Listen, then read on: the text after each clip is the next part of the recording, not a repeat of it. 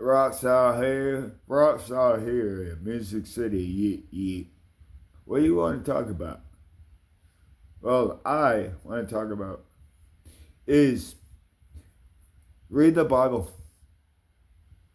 Make sure you read the Bible closely. But when you read it, they tell you about Rockstar.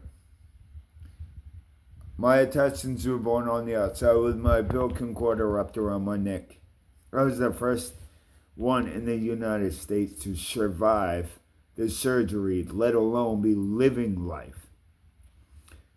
I was the first out of 8 children to survive the complications. But I was the first one in the United States. So, yeah, basically, they said if you don't get your hopes up, because if he's gonna die before he's 6, but if there's a miracle, and he lives until he's 6, then he's gonna have a full potential and he's gonna have a full life. So I was struggling for 6 years. But I was in an incubator for 9 months of my life. I went to Connecticut, and it was like this summer, so it was probably like 6, 7 months after I got home. But we went back to Randy's grandparents, my grandfather's house, right? My dad thought it would be funny because he was drunk, and he's a boy, not a man, because a man don't do that to their children. But yeah, I was like a little infant, like this. They sent me home on a piece of plywood with belts on them. That's how I was supposed to sleep, on my back, because they don't want my stomach to reopen. But yeah, my father, deadbeat father, took my head and bounced it off the concrete floor of my grandfather's house in front of Charlie and Roger, and everybody else were laughing. Keep going, Randy. Keep going, Randy. They thought it was funny. Bernice Adams was there and didn't say anything. They were laughing at me. But I was a little infant, like, what the fuck are you laughing at? So my grandfather came out the bathroom, and he stood there and he watched Randy do it. And he was like, listen up, motherfucker. I'm clearing my house now. Get the fuck out of here, people. Randy started walking away. No, Randy, you stay right fucking put, motherfucker. If you ever put your hands on my grandchild again, I'm going to take you out. So since then, he was hiding everything from his father because he knew his father was going to beat him to death if he knew that he was beating on his kids. So, Randy, do you think you deserve anything to do with me, let alone where I'm at or what I'm doing or how I'm doing? You don't. My mother is the same thing. 18 years old, I said, and I went up to you after I bought a brand new truck. It was like $13,000 paid in cash money. So I see the truck I got, and I was like, look, and I told you I know what you did, and I know you're a cokehead, and I kept on, she kept lying to me. I said, listen, you're not going to lie to me. I don't sit there and lie. I know what the hell you guys were doing when we were little kids. She learned and took care of Dylan a different way, but then she kept on doing the same thing. And Valerie, you called me because you couldn't handle Dylan because George was spoiling the fuck out of him. You was trying to discipline him, but he didn't want to listen to neither one of you. So you called me and said, can you take your brother because he's acting just like Justin? She goes, I know how you are with kids, and they look up to you and they listen and they hear what you're saying. You're good with kids.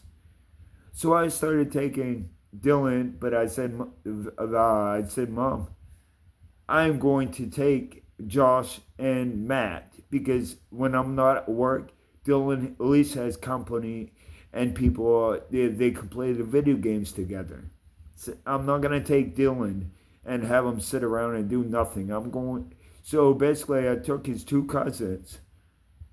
So I gave them an ultimatum. I said, when I go to school, when I go to work, you guys pick up after yourself, maintain what you guys use. If you dirty a dish, clean it. But I'll be back. The kids, they were listening. And when I get there, the house is clean. They're acting like, they were acting good. So every Sunday, I had 13 credit cards, guys. So I didn't really care about money. I said, you guys were good kids. So now go get what you want. So they came back. Sometimes I spend $3,000-$4,000. The money's not a damn thing to me because I can replace it tomorrow. You got to be a go-getter. So whatever you're spending today, if you don't go to work tomorrow and make the same back, how are you going to be profitable? How are you going to make any profits? You're going to lose money. At the end of the week, you'll have no money because you're spending money, but you're not going to be a go-getter to go get the money you're spending, and you're losing. So like when I was getting drunk every night, I would still get up and go to work. I was replacing the money that I blew from the night before. So I never fell behind because I always was on the go. Remember, guys, God, Jesus has been implanted right here in Kingsland, and you're fucking looking at him. Again, read the Bible and you'll understand what the fuck I'm talking about. Do you get a WTF? Do you give a fuck? What the fuck? Exactly. I told the law enforcement I was going to take you out of power if you didn't leave me the fuck alone, but they didn't want to hear, let alone listen. So now, I bet you're hearing and listening now, aren't you? But it's a little too late. Because December 1st, when she says not guilty, and all the evidence is there, and the church is not going to stick, they said didn't do a goddamn thing. And yeah, Tammy's going there, and if Diana screws up, Scooby or whatever the fuck dude she is, if you don't act right and be right, you're fired in the courtroom right in front of the judge. Once you ask Ocala about that, because I fired my appointed lawyer right in the courtroom in front of the judge. The judge said, "Are you sure you want to do that?" I go, "Yeah, I do." He's trying to get me to take charges that are not even mine. Yesterday, you had the other person, Darren, come and take his charges, but you want to sit there and charge me?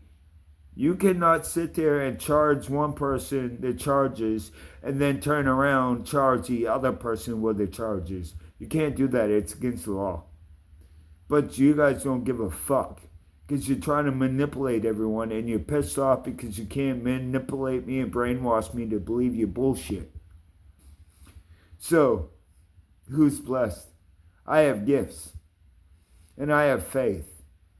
The path that God has chosen and He's put me through. I'm 8th at the table from Brewer High School, class of 2002.